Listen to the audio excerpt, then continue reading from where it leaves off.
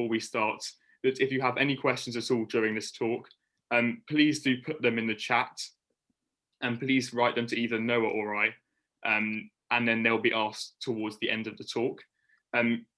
If you'd also wouldn't mind, when you're asking your questions, please can you put your email next to them? The reason why we asked you to do this is that after the end of the event, we're going to save the chat, and then Agnes has very kindly agrees to respond to any questions that she doesn't have an opportunity to answer during the hour. So if you wouldn't mind doing that, that would be greatly appreciated. So to begin this evening, I really have the greatest honour to firstly present Dr. Agnes Kaposi. Dr. Kaposi was born in Hungary in 1932, a year before Hitler came to power. She started school at the outbreak of World War II, and many of her family and friends were murdered in the Holocaust, together with 500,000 other Hungarian Jews. But a series of miracles and coincidences allowed her to survive.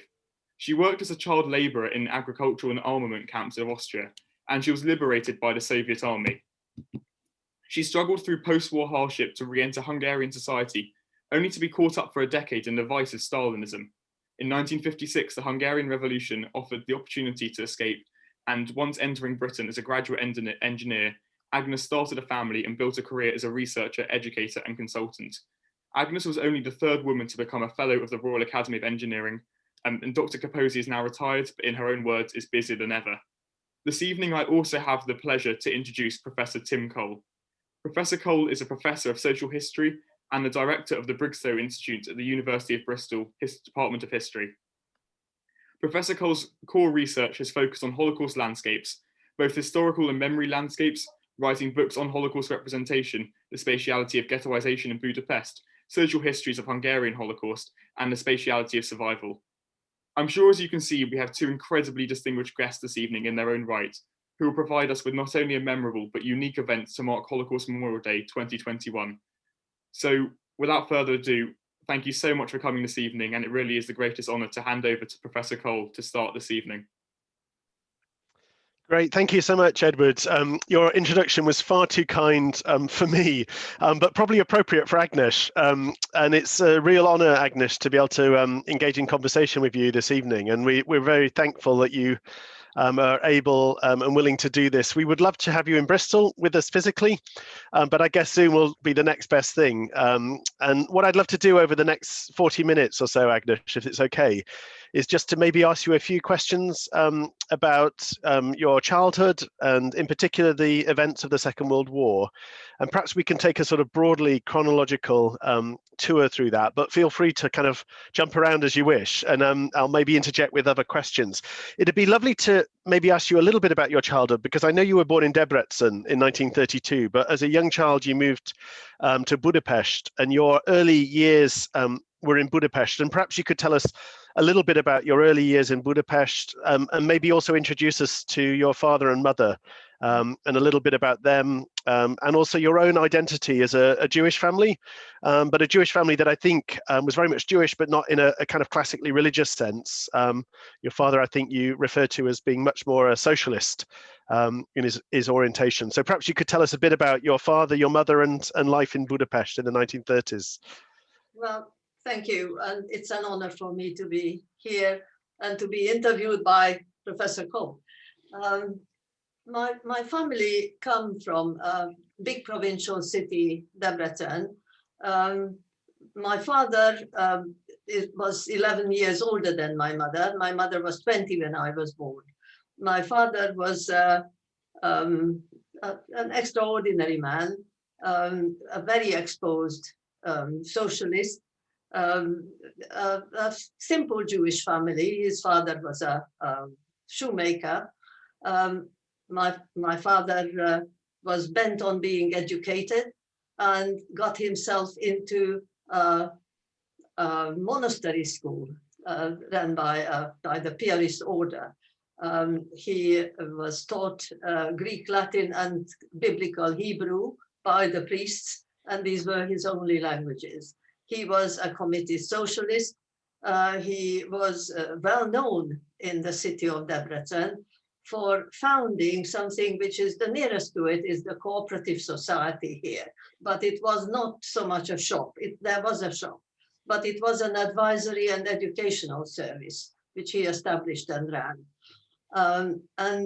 Consequently, he became notorious. He is the typical case of first being persecuted for being a socialist, only later for being a Jew, but he got around to being persecuted for being a socialist yet again by the communists.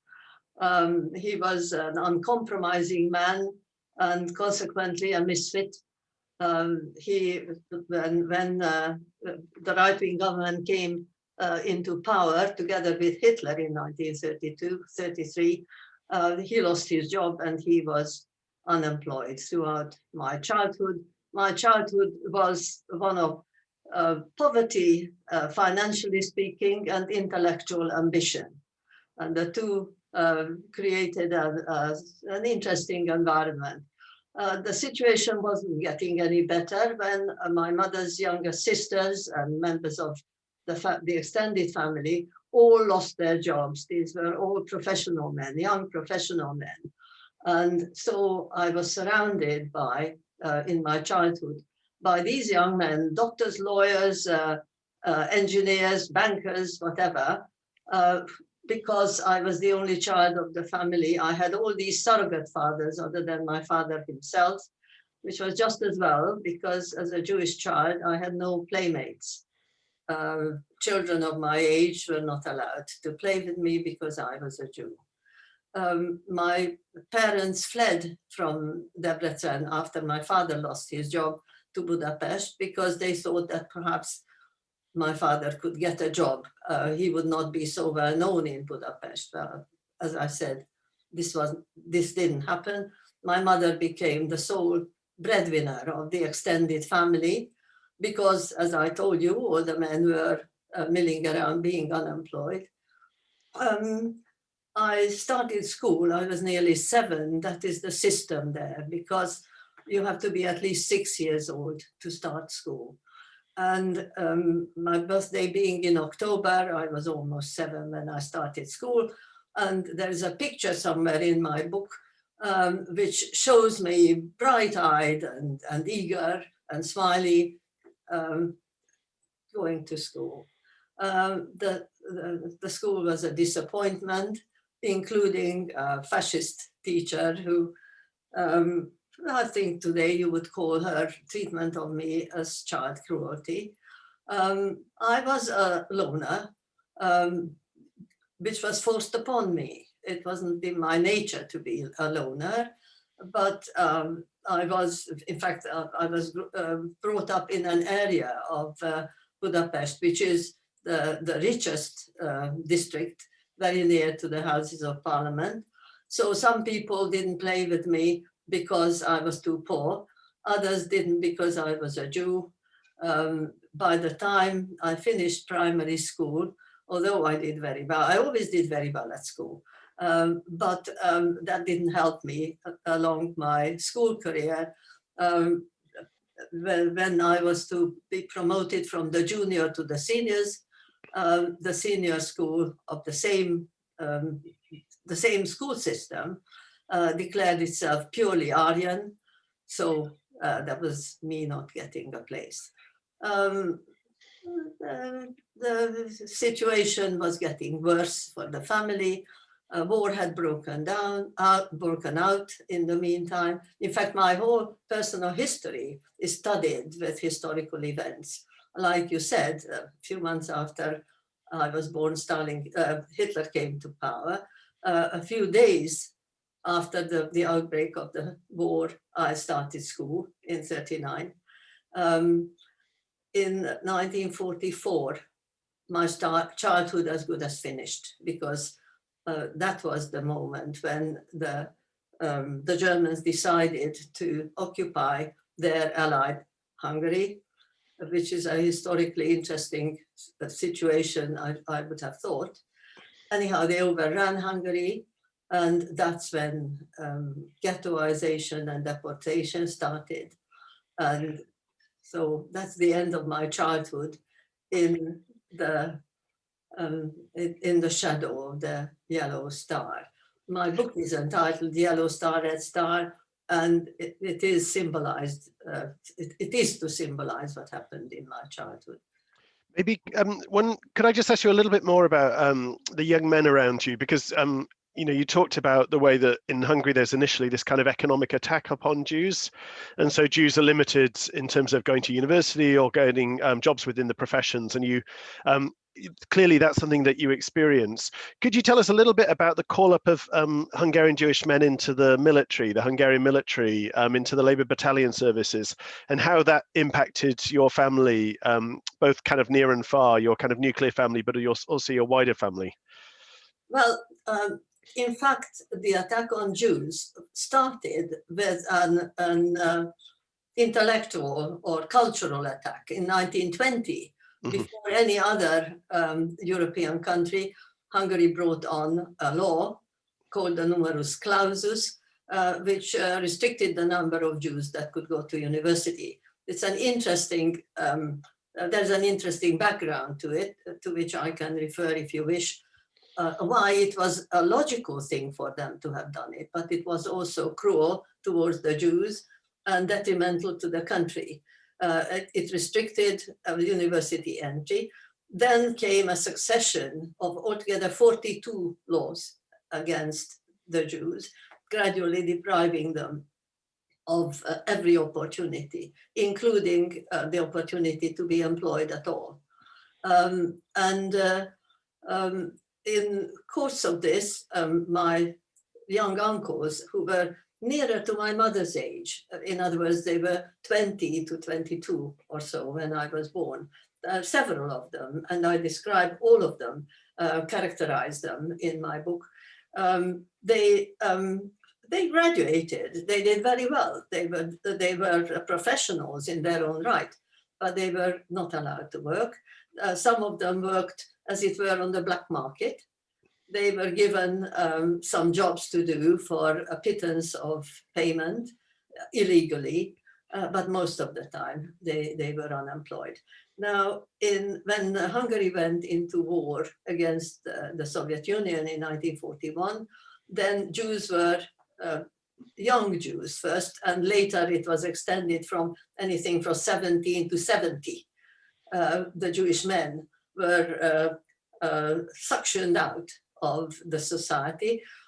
My young uncles were among the first to be so conscripted.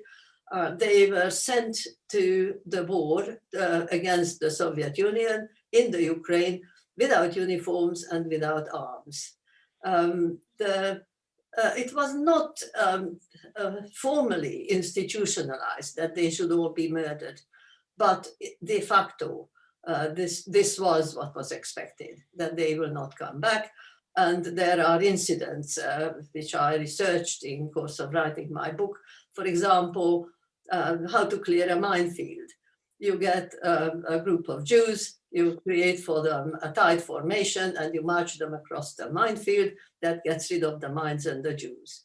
With one exception, none of my young uncles returned. And because they were so much part of my life, this is, in fact, the most painful aspect of the whole of the Holocaust for me. What happened to these brilliant young men who had so much promise, and they were lost. And quite recently as a few days ago, did I learn, I'm sure you, Tim, would know about the outrage that was Dorosic and two of my uncles. I knew that one of them might have been killed there, but I now have documentary evidence that two of them were killed there under circumstances which, again, I would describe in more detail if you wish. Great. Should we move to 44 now? Because one thing that really interests me, Agnes, is that as a family, your family decide to move from Debrecen to Budapest in the early 1930s. But then in 1944, your mother decides to move the family back to Debrecen. So as soon as the Germans occupy Hungary, you know, as you said, this very unusual occupation of an ally, do you have a sense of why your mother made that decision? Why the decision to move back to Debrecen? This is totally consistent with the entire story of my life. This is family loyalty. My aunts and the women of the family had drifted back home to mother. My grandmother stayed in Debrecen. The younger members of the family, including my parents and me, they had all gone to Budapest, as I already described.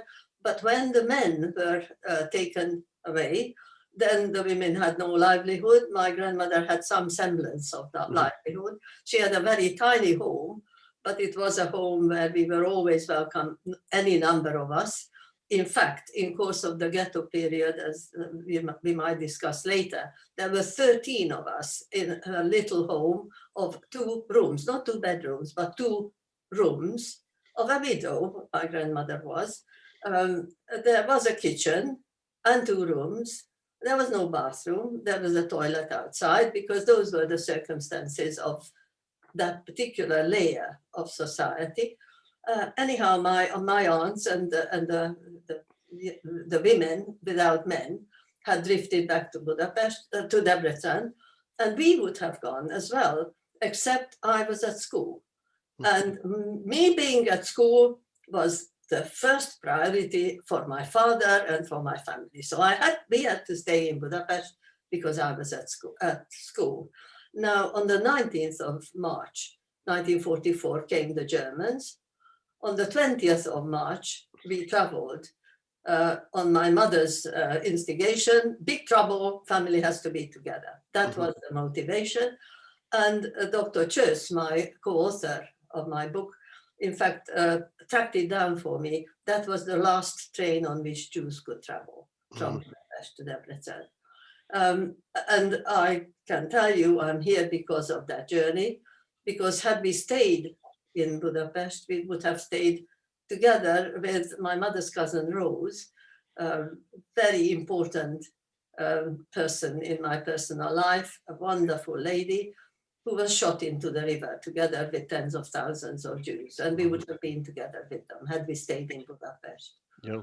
So the family move, just at this critical moment, your mum decides to go back, but this is already something that the women are doing in your mum's side of the family. So they're all back with your mother's mother in Debrecen. And then can you tell us a little bit about this period? Because I think one thing that's really striking about the Holocaust in Hungary is how quickly everything takes place. So from the point of the German occupation to ghettoization to deportation is only a few months. Could you tell us a little bit about March, April, May 1944 in Budapest and what's happening in that town? Well, I don't know what happens in Budapest because we left it the day after the Germans had Sorry, Debrecen. I meant Debrecen. Yeah, Debrecen, yeah. I'm quite sure you know a lot more, a great deal more about what happened to the Jews of Budapest than I do, because you studied it and I wasn't there. That's right. But in Debrecen, in fact, as you say, the whole of the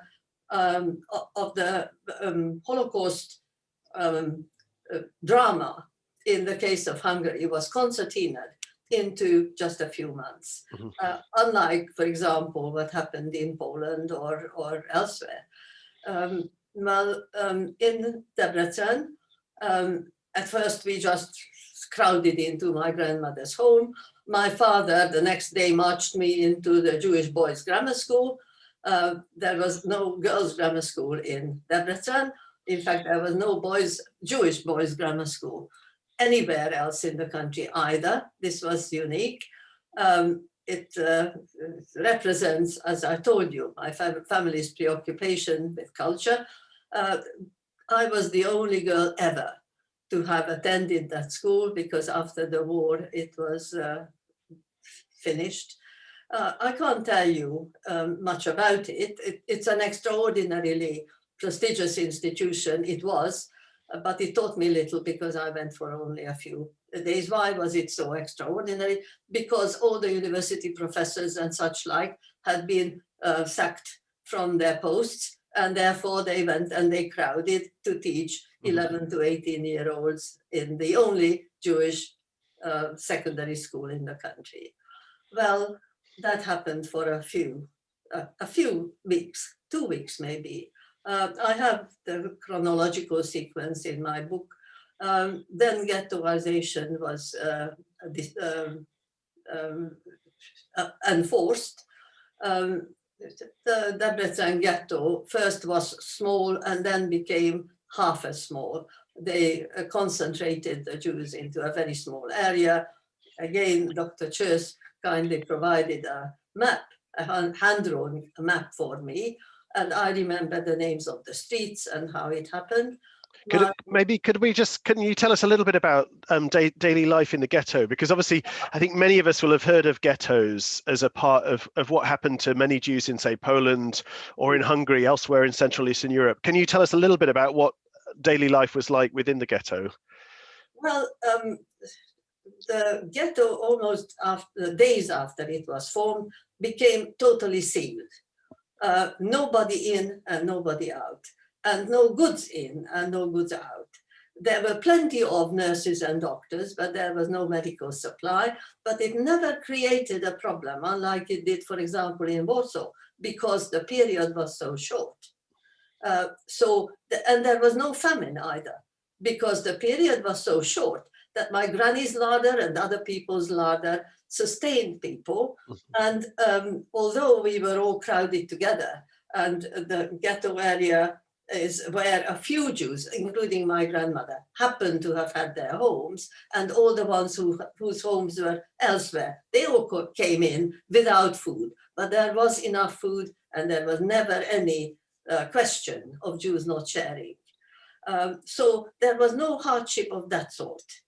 There were bizarre circumstances, like people's homes had to be broken through because the entrances and exits and windows and so on had been bricked up or boarded up. So, like in the case of my grandmother's home, her home was in a big courtyard. There were about 8 or 9 families living around the courtyard, and there was no access to the street. And therefore, these people had to go through one of the homes of the people who lived in that courtyard. So people sort of went with hammers, broke through it, and there it was. Again, that was not the hardship. The hardship was that prominent Jews, either because they were leaders of the community or particularly because they were known to be wealthy, they were collected. As I said, nobody in, nobody out. This was the exception. Mm-hmm. The police would talk at the gates to the Jewish police inside. The Jewish police then had the job of collecting Mr. Marmerstein or Mr. Cohen or whoever and deliver them to the gate. And then these Jews either didn't return at all sometimes, or many of them returned covered in blood because they were tormented, tortured to reveal where they might have hidden any valuables. They might not have had valuables at all, and therefore they couldn't confess where those were. Anyhow, this was the scenario. We lived, as I told you, 13 of us in 2 small rooms. For me, it was a great time, personally, because I was an only child. Mm-hmm. And this time, all of a sudden, I had 2 little toddler brothers, a brother and a sister, and a 5-year-old. These belonged to the extended family, mm-hmm. and I had a fantastic time being the child, but the oldest child. And everybody was around me, family. So in some sense, it was a warm period of family bonding. I think that's interesting you say that, Agnes, because I think I've heard that so many times from Jews living in Budapest, you know, in the Yellow Star houses in Budapest, which are put in Budapest in June 1944. It's a very similar situation. And I think especially for children that were only children, suddenly it's a time to have playmates or to be part of this bigger extended family. And I think it's a very common experience in this very early stage of the ghetto in May and June 1944. Here that at that time, either married couples had no children, like all those young men I told you about, because they had no livelihood. They were married but had no children. Or if there was a child, that was an only child. Mm-hmm. An only child was the norm, mm-hmm. rather than the exception as it is now. Yeah. This was a silent place. I write this in my book. The only noise that you would hear was sobbing because a family's member had been either lost or maimed or whatever. But it didn't last very long. Could we move on to that? Because obviously things change quite rapidly. So you're in the ghetto for a very short period of time. And then I know in June 1944, you and the rest of the Jews from the ghetto are taken to some brickyards, which are by the railway sidings. Yeah. And maybe you could tell us a little bit about this brief moment in the brickyards. And I'm interested because I think one of the things that's striking in the Hungarian case is the lack of Germans on the scene in terms of German authorities. Maybe you could tell us a little bit about the role of the Hungarian authorities at that particular moment in the brickyards. Two things I want to tell you about. One is the role of the gendarmes, and the other is the role of the population. Now, Debrecen is the second largest provincial city of the country. Like, I don't know, Birmingham in this country. It's a big, big place and unique in Hungary because it's a Protestant city in a country which is entirely Catholic. And the main church in the middle of the city is the Protestant church. It's not a place where there would be residential school. There is no boarding schooling except in Debrecen, where there is a Protestant boarding school, and the whole country would send their children to Debrecen for this reason. It has a culture of its own. And the Jews of Debrecen had been under the false impression that because Protestants were oppressed by the Catholics, they would have sympathy towards the Jews. This turned out not to be the case, and this is my pain at the moment, here now, that oppressed groups don't sympathize with each other. They have their own pain, but they still hate each other, exactly the same as the oppressor hates either of them. Well, the Jews of the non-Jews of Debrecen were no kinder to the Jews than anywhere else. The brickyard, the circumstances were not unbearable once again, because it was the height of the summer. And we were housed, in quotes, under drying sheds, which were just stilts with a roof over them. But daily there were transports, daily. Transports taken who knows where. Nobody knew when it was your turn, and nobody knew where the trains were going to.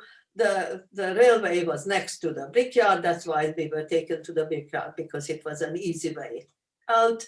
The train and how the journey was is another story. What happened in the brickyard was continuing tormenting of people, trying to beat out of them if they had any valuables. Women's hair was hacked off.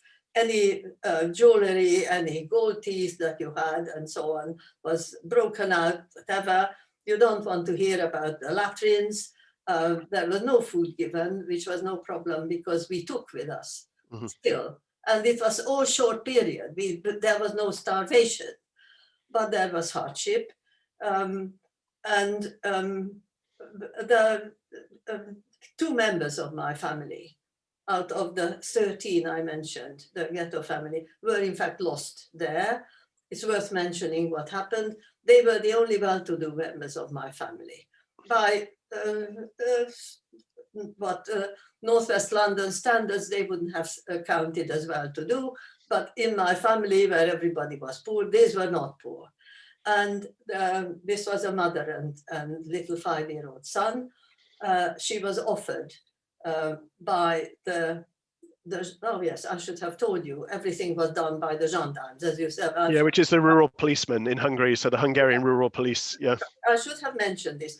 There was a police force, altogether something like 40,000 people. The city police was police. The rural police was the gendarmerie. And they were notorious even before the war for their brutality, not only towards Jews, but towards gypsies, towards anybody who they took a dislike to. There were pogroms from the 19th century onwards in Hungary. They were always committed by the gendarmerie, and it was the gendarmerie who took charge of the ghetto and everything that happened to us. And they were gratuitously brutal. But what happened was to my one of my members of family was that she was offered what they called capitation fee to pay.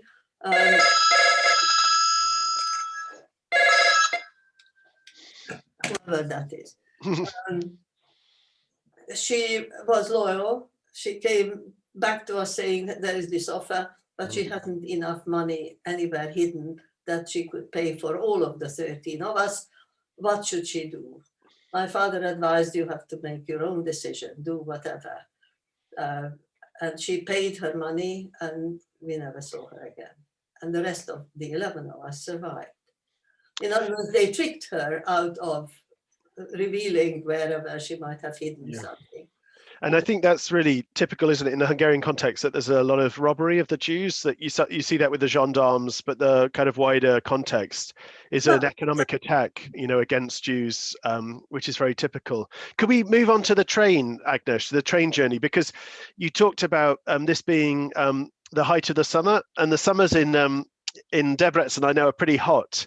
It's pretty warm in June and July in Debrecen. And could you tell us a little bit about the train journey, which I presume takes a few days, and especially what this is like in the context of a hot Central European summer in June 1944? There are two things to say about this. One is what happened to all the provincial Jews. They were, over a period of 56 days, cleared out of Hungary. 437,000 is the nearest the historians get to it. They were all taken to Auschwitz. That's the end. Eichmann is reported to have written to Hitler on the 11th of July, 1944, that Hungary, the Hungarian provinces are Judenrein, cleared of Jews. There was a contingent of 15,000 out of nearly 500,000 who were intended to go to near Vienna. The reason for this is something that my historian, Dr. Church, calls a historical quirk. I could describe it, but not now in detail. And Debrecen was one of the places from where there was a train going to Vienna, and there were two other cities elsewhere from other ghettos. Our train was not one of these. My family's train was heading for Auschwitz. We crossed the border. We had no idea where we were. Of course, we didn't have any idea. But we did notice that the train turned around, because what had been the front now became the back, and we fetched up in Vienna. And a very well-known colleague of yours, Professor Kadar, tells me this was the only such train that had been diverted, and I'm here to tell you it happened. Now, I also include in my book the arithmetic of Eichmann, of how to get rid of all these Jews by means of trains made up typically of cattle carts. I've seen pictures of them. In fact, in our cattle cart, there were 87 people. And because of this diverted journey, because of which my 11 members of my family are alive, including toddlers and grannies, we stayed alive because of this diverted journey. Well, this took 4 days and 5 nights. And 87 of us. There was no food, no water. Food didn't matter, but there was no water. And even that mattered not quite as much, but there was no sanitation. And that was the journey. When we arrived at the far end, the door was opened and we could get out. And that was the first German words we heard. And those were, "Wie viel tot?" How many dead? And there were a couple of dead in our wagon, and there were a number of people who were raving mad, actually raving mad in course of this journey. And I think it's one thing that's really striking is when I've spoken with survivors, I think often the train journey is one of the things that is seared in people's memory as a, this kind of the smell of it and the sensation and feel of it. There's one of my, and I don't know, is it? Many other aspects, and I refer to some of these. For example, that cooperation would have been needed because there was chaos. Because when we were first arriving there, you threw in whatever you carried, and then you climbed over it. And then some people fell down. So people had to climb over those that had fallen down because from the back were pushing the gendarmes. There were many aspects, and some are described in my book.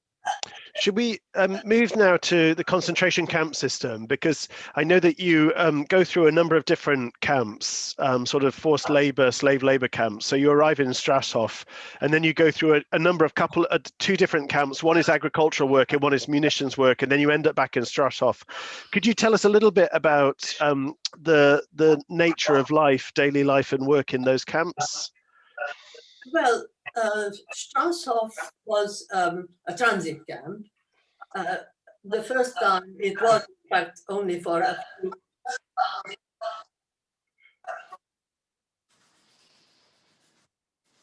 There's some noise in the background. The first,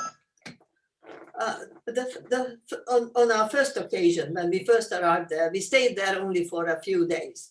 What happened was, in fact, my father knew about the death camps. He knew about the shower from which gas comes.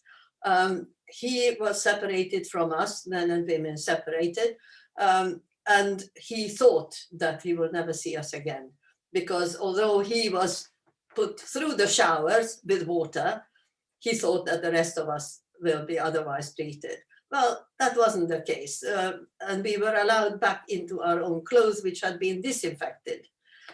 It wasn't an easy process. I describe it, especially not for religious Jewish women, because you had to strip naked, and for about 24 hours, you were paraded in front of a sequence of soldiers who were taking down your names and measuring your temperature and whatever it is. It wasn't an easy process, but it could be survived, and that was Strashof.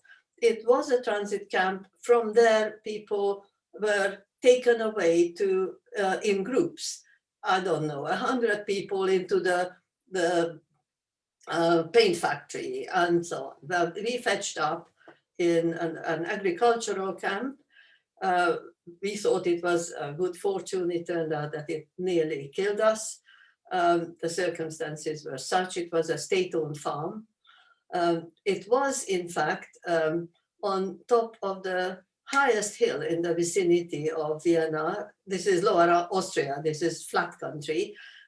This is where the medium wave transmitter tower was, the radio tower. And around it was a farmyard, and that is where our camp was. And the consequence was that we were taken down the hill to do our work, because everywhere from this point was downhill. And then at the end of the day, you had to climb up the hill. We started work in the dark, because we arrived at the edge of the field when the sun began to rise. In other words, when light began to break. And we worked until light failed altogether. And then we groped our way back up again the hill in the pitch dark. We lied about my age. It was my idea, because the system was that only those that worked were given any food. And even if you had a full food ration to yourself, you were still starving. And in my family, there were 3 grannies, 2 toddlers, aged 2 and 3, and me, 11 years old. if we had confessed that I was 11, then there would have been 6 of us not working and 5 of them getting any food. So I proposed that we lied that I am 14. I'm now not quite 5'2", but I was almost this height then, and it was credible enough. And in any case, they were not interested in the detail. It was a pair of hands, such as it was. So I worked with the adults, and I can tell you, it was dreadful. I have some little extracts. One of them I sometimes show people just to describe what one of the work details was like. We did every kind of agricultural work. It was dreadful. And can you tell us a bit about living conditions in that camp? Were you together as a family still? Were you together as a family of 11? We stayed together as a family. And that really saved us, that we stayed together as a family. And my grandmother imposed upon us strict rules of hygiene, such as we could. You know, this business about COVID is a joke for me, because much stricter are the conditions my grandmother taught us how to live all my life. And I think it also helped us to survive. The living conditions were ever so simple. You climbed the ladder on top of the pigsty, and there was straw. At first it was fine, but then the straw broke up and it no longer was fine. It got into every pore of your body. Also, we stayed there from the height of the summer when we first arrived until end of November. In fact, we left the 2nd of December. And there was no heating, of course. So the conditions were not particularly good. This was, well, the farmyard. In the middle of the farmyard was an enormous heap of, not dung, what do you call it? What the animals produce. Yeah, dung is fine, dung. Yeah. Huge. And surrounding that, there was the pigsty and where the horses were and whatever. And those were the living conditions. And then you moved in November, you moved to a munitions factory, is that right? That you then are redeployed and then you're involved in munitions manufacture rather than agriculture. Could you tell us a little bit about that? First, that you couldn't do any more work. The snow had come down. So winter time, there was no more work to be done on the farm. Well, we were something like, I don't know, it would be 12 hours of walk from outside of Vienna into the center of Vienna, where this factory was. It took us much longer than that because we were going, walking, carrying our baby, carrying all our,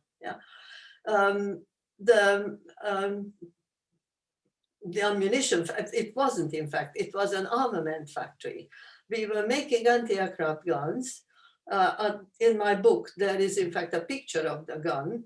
One of my friends who was there and now lives a few miles down the road, still in London, he's an engineer for gadgets and machinery, unlike me. I'm an engineer for theory and such like. But anyhow, he tracked down what kind of gun it was, and you can see it. And we were manufacturing anti-aircraft guns, which now I understand to have been at that time the strategic weapon, because by then they were defending what they could. And have it in mind that the Eastern Front had come by, we are now at the end of 1944, the war was as good as over. So the Eastern Front had penetrated almost to where we were, and the Western Front likewise. And in the middle of the sandwich, there was still a complex which was called Arsenal. There were several factories, and we were in one of these factories making anti-aircraft guns for the war effort. In fact, you might find this amusing. I couldn't get clearance for the picture of the anti-aircraft gun I tracked it down finally. It is available in the German National Archives, and they would have charged something like 500 euros. And I thought, well, I can't pay that amount for just a picture in my book. And my editor said, let them sue you. Would that not be fantastic publicity? That you worked as a 12-year-old laborer for free, slave laborer, in making this gun, and now they demand money for you to put it in your book. So there it is. It's illegal. And they haven't sued you yet, Agnes, and I don't think they will.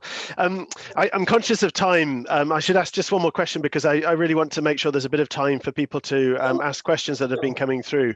I think what's really striking about your story, Agnes, is how there's this sense of almost these kind of quirks, whereby yours is the only train that doesn't go to Auschwitz, but is sent somewhere else. And then as a result of that, your family survives in its entirety, or the 11 family members of your grannies and toddlers at this point.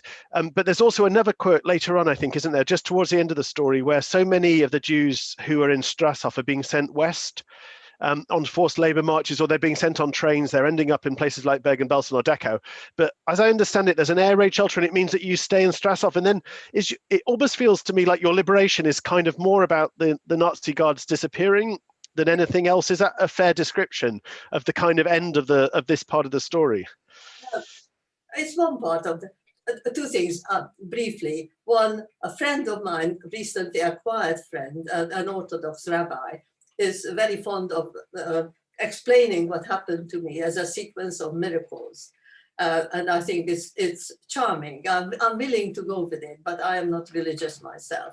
There were a number of incidents where it was touch and go, and it's surprising that I survived. But here I am, evidence.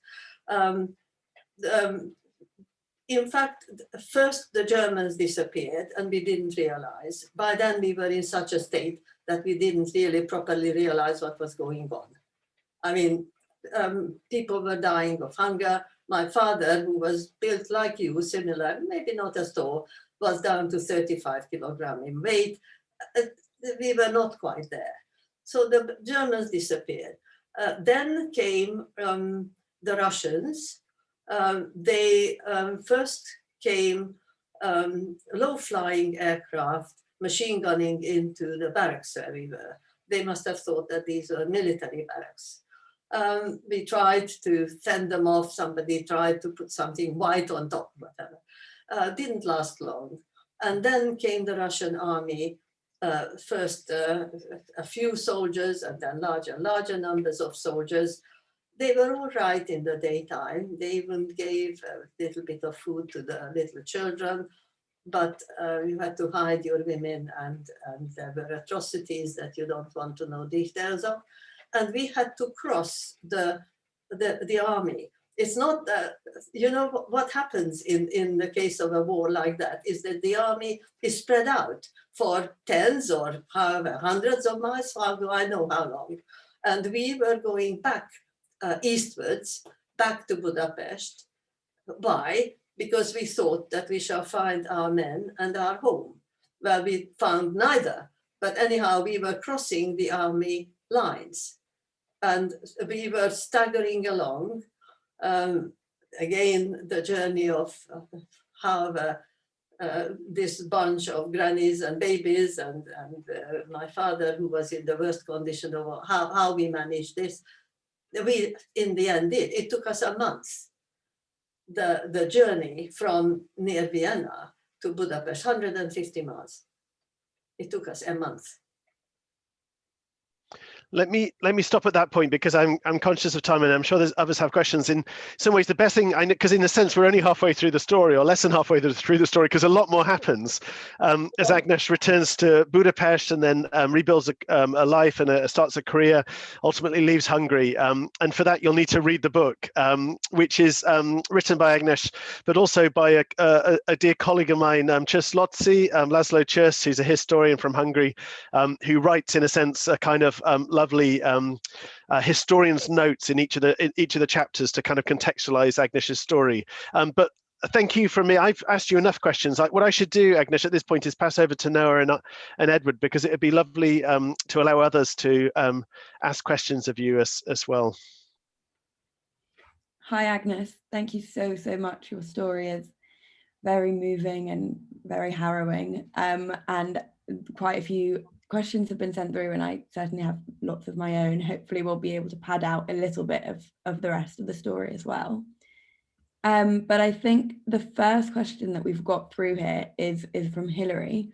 And she's asked, as a growing child, at what stage you became conscious of your Jewish ethnicity, and whether the war hastened it.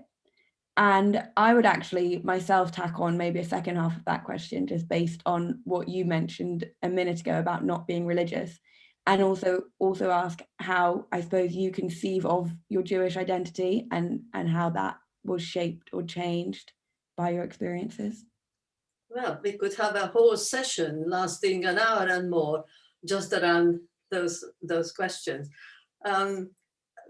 It was not very difficult to perceive that we were Jews, because by the time as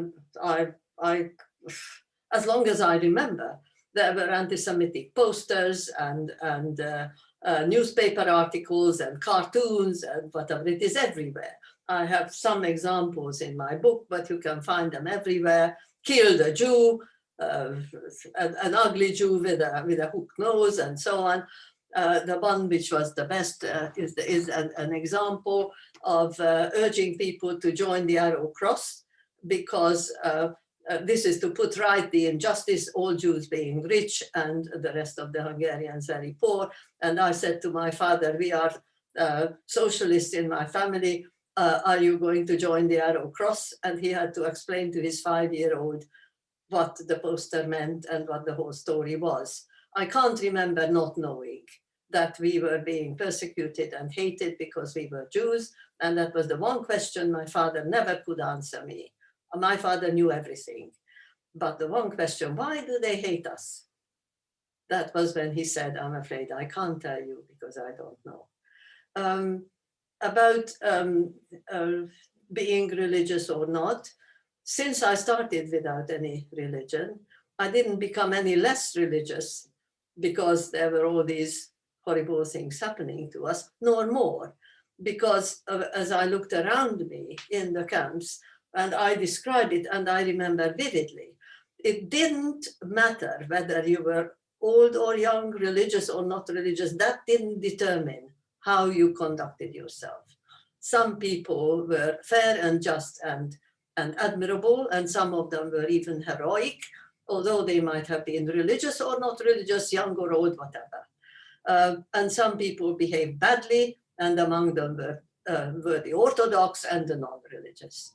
So as far as my experience at that time went, it was not relevant.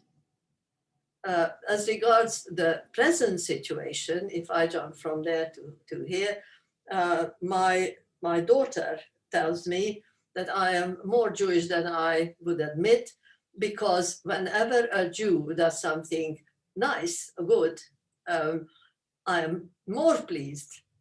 And when a Jew does anything nasty, I'm more ashamed than I would if anybody else conducted themselves in that way.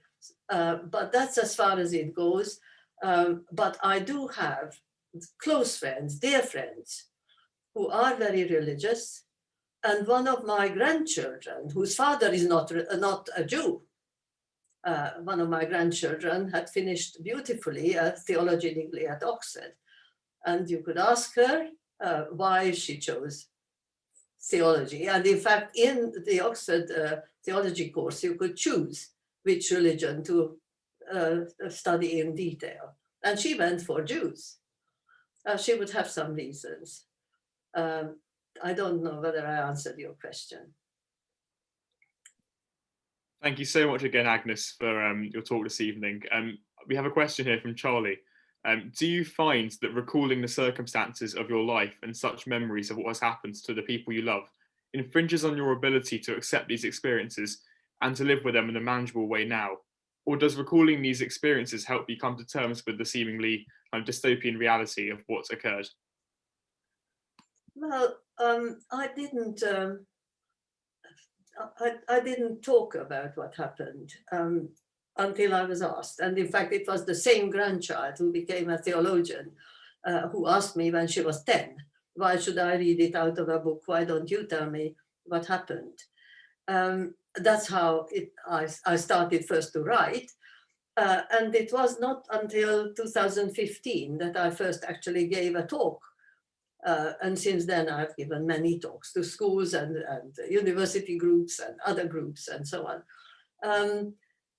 I am a researcher and an academic. I trained myself to examine situations and draw conclusions from them on the basis of the evidence, as it were, subjectively. And I tried to approach the task of writing this book and going through what happened in a similar manner. I tried to look at I tried to examine my own memory from the viewpoint of looking for verification, rather, or like the scientific method requires, looking for contradiction to see whether, to prove myself wrong. And I only write down what I have managed so far to be able to say to be correct. And maybe because of this approach of trying to be objective and pushing the things away from me, maybe that is why I manage. But it pains me that people have not learned from what had happened. And I am increasingly involved with looking at the way people conduct themselves nowadays, and not to tell a Holocaust story looking to the past, but the Holocaust story as a starting point from which to look at the present and the future. Do I reply, Edward? Is that an answer? For sure. Thank you so much. Thank you. I think the questions are coming through thick and fast now, Agnes. So the next one, I think is from Jack and touches on life back in Hungary after the war ended, which I think would be great to talk about anyway. He's asked, what was life like for Jews living under Stalin's rule? And how did the attitudes of the public change after the Holocaust in Hungary? But I suppose, obviously, you can talk about your experience specifically in Hungary in that decade. Well, in our communist regime, all the decisions were made by the state. All the information which is available to you is manufactured by the state. You really don't know what is happening around you, and you are not even fully aware that you don't know. If you don't know what you are missing, then you don't miss it. We had no information. We did not realize, and I didn't know until quite recently, that similarly to the famously known Polish pogroms after the war, there were pogroms in Hungary. Again, I refer to Dr. Csős. When I first came across one of these, in fact, in the vicinity of my native city, Debrecen, there was one of these when the women of the village murdered the few Jews who drifted back into the village from where they took them away. The women murdered them. And I was so shocked, and I telephoned my friend, and he said, well, why are you surprised? There were pogroms everywhere, he said. I said, what do you mean everywhere? He said, everywhere, even including Budapest. In other words, there was an outburst of anti-Semitism after the war until the communist oppression throttled all the voices. And thereafter, the Jews and the non-Jews lived under the same reign of terror. Now, there was no systematic mass murder. It is not correct to say that they were, in terms of murdering people, the communists were as bad as were the Nazis previous to them.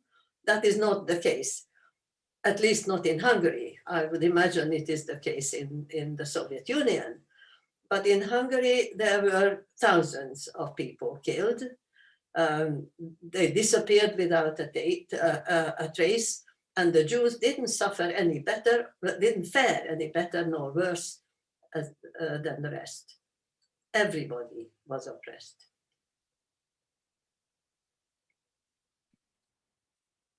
Thank you so much, Agnes. And I think we're going to do one last question here, just on a completely different note.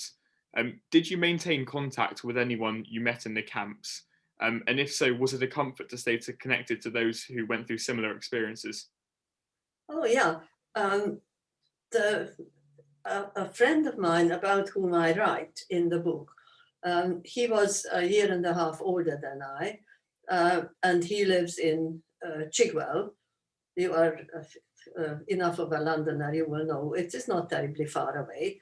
And we met in the armament camp, and we are friends to this day. I am his oldest friend, and he is my oldest friend. There are a number of others. For example, if you know famous musician Béla Dékány, he was the leader of the BBC orchestra and others, violinist. He lives just down the road. They are friends, but they were very important for me when I was writing my book, because I wanted to find every thread of information that I could track down to see whether I remember correctly. This is not your question, but let me stress this. I am writing about things that happened when I was 5, 6 years old, and I'm 88 years old now. How can I trust what I remember? And yet my memories are so strong and vivid. So when I was writing what I was writing, I kept on asking myself, can I believe this? Did this really happen? And I tracked down whomever I could. And in fact, I found somebody who was also with me in the camp, a wealthy businessman, lives in London, who behaved abominably. And so, yes, there are a few, not many.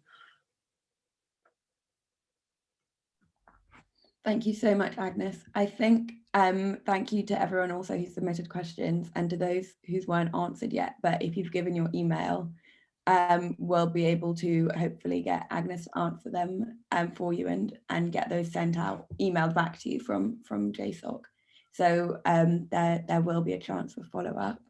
We're going to have to start. I should like to ask something. Of course.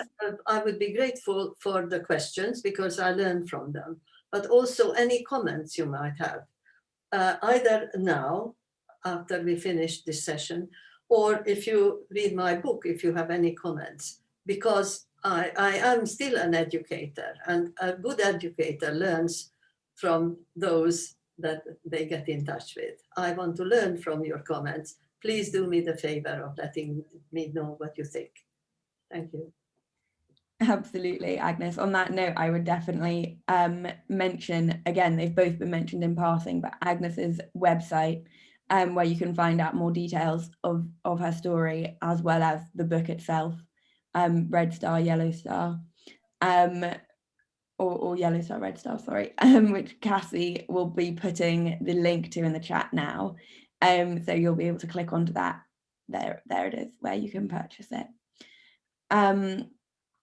Before quickly wrapping up and saying goodbye, I actually am going to hand over to Cassie, who's a representative here from March of the Living, just to talk about what she does for a minute, and then we'll come back together to say goodbye. Hi everyone, thank you for joining today. We were really happy to collaborate with the Bristol JSOC and the Bristol History Sock to host Agnes's talk today. We hope you learn a lot from it and found it very interesting. We are a Holocaust educational charity that run programmes to Europe, mainly Poland, and this year to Germany, to explore the Holocaust in a huge amount of detail. All our programmes are accompanied by Holocaust survivors and are heavily subsidised for students. So if any of you are interested in learning more, want to go to some of the sites with, you know, really serious educators, with survivors, with Agnes, in fact, Agnes comes on our programmes, and please have a look on our website. The book is also for sale on the website. All sales that, of the book bought from our website will go to Holocaust educational charities. I've posted it in the chat, and if you click on it, you'll also see our website with a register your interest if you want to go on any future programs. If you want to contact Agnes about anything, please be in touch with us, and we can also, you know, if you have other platforms that you wish to hear Agnes speak on, we're always willing to listen to ideas and help where we can. So thank you all, and thank you again for hosting us, and thank you to Agnes and Tim for that very insightful conversation. And I guess that leaves me to say good night to you all, and good luck with all your studies, and yeah, and I think we're done for the evening.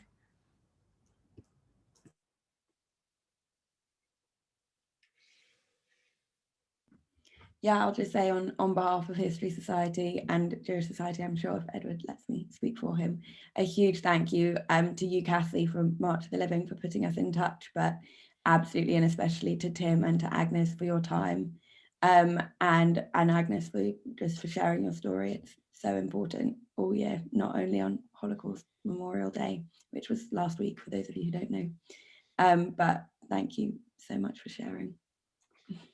I just noticed that Dr. Church is here. I've been hunting for him. There he is, look.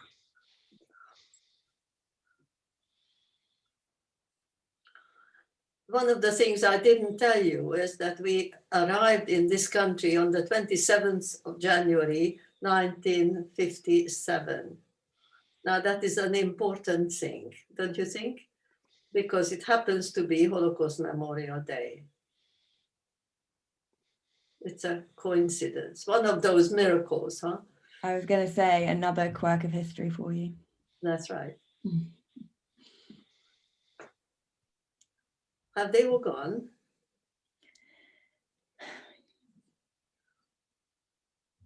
Dr. Church, if you are unmuting yourself, can you just say hello to everybody, please? Good evening, everybody. I was pleased to be here and listen to Tim's interview, which was just great, I think. So, in my opinion, it has been the best interview with Agnes so far. So you were lucky enough to participate in this. And of course, there are many other ramifications of this story which we couldn't touch upon, of course, because of the time. But for example, we had a very interesting conversation and discussion with Agnes and the controversy concerning the 1956 revolution, for example. Her experiences and my opinion as a historian didn't fit, or fit partly, but not totally. So, for example, it was one of the issues which caused a kind of a debate between us. So it was very interesting to see like two different approaches, sometimes going parallel and sometimes having a little conflict, and this way creating some kind of mutual product, kind of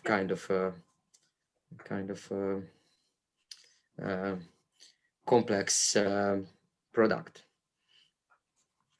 It is my hope that having cooperated writing this book is not the end, but the beginning. I hope Dr. Church will lend his ear, his brain, his heart even, to various projects that I still have in mind. So I think We are on Agnes is going to it. keep you busy, Lotzi. She's going to keep you very busy, isn't she? You are right, Tim. And one of the projects we are dealing with is concerning the labor service, which is one of the topics which was very decisive in Agnes's life, and that's why this is the topic which is very important for her and also for me, and we are trying to do something together in this respect. That's great. What made you interested in Hungarian Holocaust history? Is that me, Agnes, or Lotzi? Yes, that's you, Tim. I think I'm part of that generation where the most historically significant event in my life was the fall of the Berlin Wall. So I was an undergraduate studying history in 1989, and I think the collapse of the wall was that kind of moment where I felt like, as a historian, a history student, I was also living through history. Which is maybe like the global pandemic, isn't it, for now? Or there's kind of moments when you're when you're young and impressionable. I was 19. This was a really significant moment in my life, and so it made me, I think, part of a generation of British students and American students who were really interested in Eastern Europe and Central Europe. So that event happened, and the other thing that happened was I had a really inspirational teacher in my first year at university, who was writing a PhD on Vichy France and their attitude towards the Jews. And he was meant to be teaching me a paper in modern European history from 1780s onwards. But in the end, we just looked at the 1940s and 30s, which was a bit of a disaster when I got to the exam hall and there weren't any questions on the 1930s and 40s. So he was, in a sense, the worst of all teachers because he didn't prepare me for the exam, but he was actually the best of all teachers because he inspired me to study the Holocaust. And so it was really his teaching alongside the fall of the Berlin Wall that meant that I wanted to do a PhD on the Holocaust, and I wanted to go somewhere in Eastern Europe. And then I met someone who said, you should go to Budapest because it'd be interesting to write about the ghetto in Budapest. And so I said, okay, I'll do that. So I went to Hungary to learn Hungarian and then started working on the ghetto in Budapest. So it was a number of people, but I think it was really one teacher and one historical event. So I always feel, Agnes, that I'm shaped by history myself. That, in a sense, I feel like I'm very much that 1989 generation. So I think for my generation, that was a really important moment, the fall of the Berlin Wall, and Central Eastern Europe was a really exciting place to be. So I lived in Budapest in '91, which was a real privilege to go to Budapest at that point in its history. It was a really extraordinary time. So it was a great place to be. It was also a place not to be. I was lucky enough to be there anyway. But that's say right. Again, Lotzi. So I said I was lucky enough to be there anyway. So I was there by default. I was there by choice, Lotzi, and you were there by default. By circumstance. Well, it's not a fortunate place for a Jew to live in, but the present situation, it was very interesting in a completely different context. Earlier today, I took part in a discussion with a similar sized crowd to the one, maybe a bit smaller than the crowd which Noah got together for us. And we were, the debate was whether Trump was a fascist or is a fascist, and whether our prime minister is a fascist. And Lotzi has very strong views about the definition of what a fascist is.